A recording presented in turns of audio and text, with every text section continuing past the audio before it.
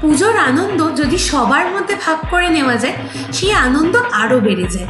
আমাদের পুজোর খাওয়া দাওয়ার আনন্দের মধ্যে আমাদের নিজেদের বিভিন্ন খাওয়া দাওয়া কেন বাধা হয়ে দাঁড়াবে? এর আগে আমি আমার চ্যানেলে পুজো স্পেশাল চিকেন রেসিপি দিয়েছি, তাই আজকে আমার পুজো স্পেশাল চতুর্থ রেসিপি মূলত যারা মাংস খান না তাদের কথা মাথায় রেখে ফিশ কোরমা। ভাত, লুচি কিংবা যে কোনো মোগলাই রান্নার সঙ্গে এই ফিশ কোরমাটা কিন্তু একদম জমে যাবে। তো চলুন দেখে নিই কি করে বানাতে হয় ফিশ কোরমা। ফিশ কোরমা বানাতে আমি এখানে 4 পিস ভেটকি মাছ রিং রিং করে কাটিয়ে নিয়েছি। এরপর এর ভেতরে আমাদের কিছুটা নুন ও লেবুর রস দিয়ে দিতে হবে। কোরমা যেহেতু মূলত সাদা রঙের হয় তাই আমি হলুদ ব্যবহার করিনি।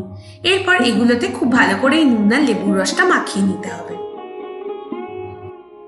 প্যানে 1 টেবিল স্পুন তেল আর 1 টেবিল স্পুন ঘি গরম করে নিয়ে এর ভেতরে আমাদের 25 গ্রাম আমন্ড ও 25 গ্রাম কাজু দিয়ে খুব ভালো করে ভেজে নিতে হবে।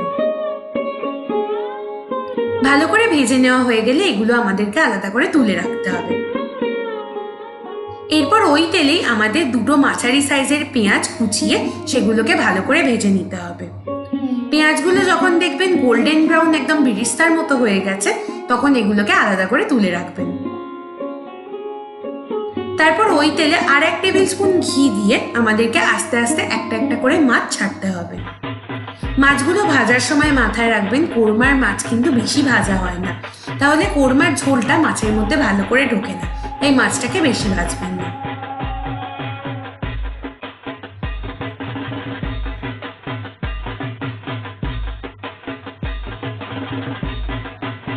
মাছগুলো ভাজা হয়ে গেলে এবার একটা প্লেটে তুলে রাখবেন।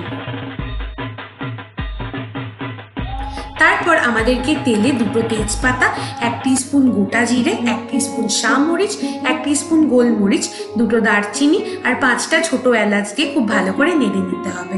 তারপর 1 টেবিল স্পুন আদা বাটা ও 1 টেবিল স্পুন রসুন বাটা দিয়ে আমাদের 1 মিনিটের জন্য ভালো করে সতে করে নিতে হবে। এরপর এর ভেতরে আমাদের 1/2 কাপ পেঁয়াজ বাটা দিয়ে দিতে হবে। এরপর এর ভেতরে আমাদের 1 টেবিল স্পুন নুন ও 1 টেবিল স্পুন গোলমরিচ ও তার ভেতরে কাজু, পোস্ত ও চারমগজ বাটা দিয়ে দিতে হবে। এবার এই সব কিছুকে কিছুক্ষণের জন্য খুব ভালো করে কষিয়ে নিতে হবে।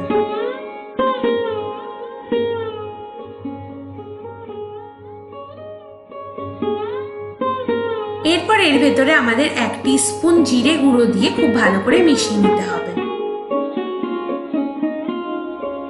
তারপর আমাদের 1 teaspoon Kashmiri red chilli powder দিয়ে দিতে হবে। এবারে সব কিছুকে খুব ভালো করে মিশিয়ে নিতে হবে।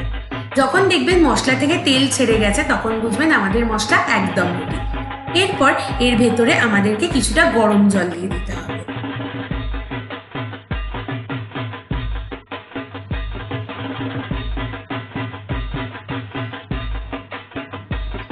এরপর যখন দেখবেন ঝোলটা খুব ভালো মতো ফুটে উঠেছে তখন এর ভেতরে আমাদেরকে আস্তে আস্তে আমাদের এই ভেজে রাখা মাছগুলো একটা একটা করে দিয়ে দিতে হবে।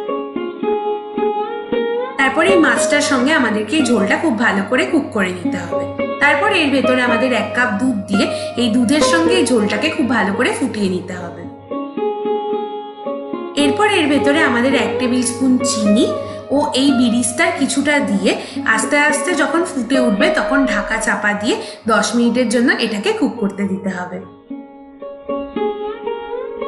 10 মিনিট বাদে ঢাকা খুলে ওপর থেকে চিড়ে রাখা কাঁচা লঙ্কা ও কিছুটা ঘি দিয়ে দেবেন।